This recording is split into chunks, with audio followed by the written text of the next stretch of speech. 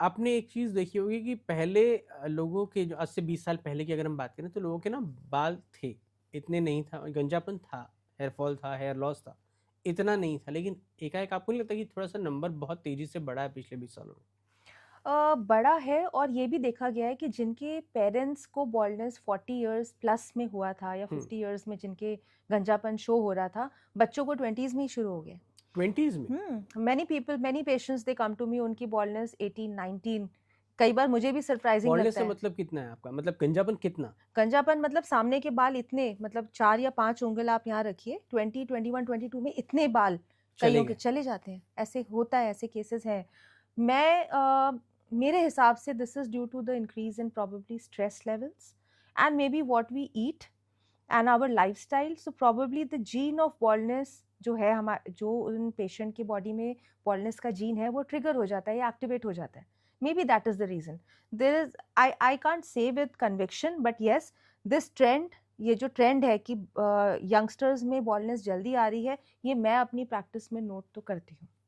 और किस तरह की बॉन्ड मतलब ये आगे के हिस्से में ही होता है? क्योंकि बाउंडलेस तो 2-3 तरह का होता है, गंजापन पीछे भी आ सकता है, जी। यहाँ साइड से भी कुछ लोगों के बाल रह जाते हैं, तो किस तरह का पैटर्न और आप देखते अलग-अलग पैटर्न्स होते हैं बॉल्डनेस के। कइयों के क्या होता है, सामने का ये एरिया चला जाता है, कइयों का ये चला जाता है, कइयों का दोनों दोनों एरिया चले जाते हैं। लेकिन कोई भी एरिया इन्वॉल्व्ड हो, पीछे का एरिया हमेशा बचा रहता है, वो नहीं जाता है। हैं? यानी आप टीनेज से लेकर जो 30 साल तक के एज ग्रुप में आते हैं, मतलब 15 से 30 के एज ग्रुप में, उनके भी बालों में ये प्रॉब्लम है हेयर फॉल की, 15 हेयर नहीं, लॉस की इनफैक्ट? 15 नहीं, हुँ, 18-19 इयर्स ऑनवर्ड्स। शुरू हो जाता है। या और नाउ इसमें इसमें हो रोल सकता है, शुरू हो सकता है। इसमें सिर्फ़ जेनेटिक फैक्टर होता है, मोस्टली जेनेटिक होता है।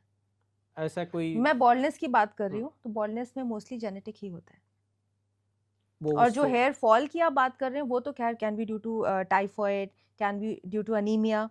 हेयर फॉल आपका सीज़नल, जैसे मैंने बोला, हेयर फॉल आपका कोई आपने हेयर ट्रीटमेंट्स करा लिए, कोई आप you are um, not using the right products on your um. Scalp, उससे भी हो सकता है। थायरॉइड में हो सकता है। लेकिन ये जो बाल जाते हैं बीमारियों की वजह से, क्या ये वापस आ जाते हैं? हाँ, ये सब अगर जिस रीज़न से हेयर फॉल हो रहा है, हुँ, अगर आपने उस रीज़न को करेक्ट कर दिया, सपोज़ आपको अनीमिया है, हुँ। आपने खून बढ़ा लिया मेडिसिन से, तो हेयर फॉल रुक जाएगा। थायरॉइड करेक्ट कर लिया, थायरॉइड डिसऑर्डर्स, या आप स्ट्रेस लेना आप बंद कर रहे हैं, अपनी लाइफ़स्टाइल को अच्छा रख रहे हैं, अपना पौष्टिक आहार ले रहे हैं, तो हेयर फॉल रुक जाएगा। अ, क्या इसके लिए फिर से ट्रीटमेंट के थ्रू ही आना पड़ता है या किस तरह से जाना पड़ता है? डेफ़िनिटली आपको डॉक्टर को ज़रूर कंसल्ट करना चाहिए। डॉक्टर आपको गाइड करेंगे। लाइफ़स्टाइल मॉडिफ़िकेशंस के साथ-साथ मेडिसिन्स लेनी भी ज़रूरी है। आपने कहा कि जब आपके पास गंजेपन का इलाज करने के लिए लोग आते हैं, तो आप दवाई देती हैं, उससे कुछ वक़्त तक वो बाल गिरना बंद हो जाता है, जो परमानेंट लॉस होने वाला है। लेकिन जब लोग ट्रांसप्लांट कराते हैं, तो किस तरह की चीज़ें होती हैं? मतलब अ, एक तो पहले बाल उसके लिए कहाँ से आप लोग लेते हैं कि हेयर ट्रांसप्लांट करना है, तो क्या वो आप ही लोग कहीं किसी और का बाल लगाते हैं या उसी शख्स का बाल लगता है, कैसे होता है? पहले तो ये ये समझा दीजिए। कई लोग मुझसे पूछते हैं कि हम किसी और का बाल ले हाँ, सकते हैं कि नहीं, वो मैं अपने ही दे देती। हाँ। मुझे अगर आप मनी दे रहे हैं तो मैं आपको बाल ऑफ कोर्स डोनेट कर देती, बट ऐसा नहीं है। हुँ, आपके बालों, आपके सिर के पीछे वाले हिस्से को हम डोनर एरिया मानते हैं। हुँ, वहाँ से बाल लेकर हम आगे वाले हिस्से में हुँ। इम्प्लांट करेंगे। So that is the principle of hair transplant surgery.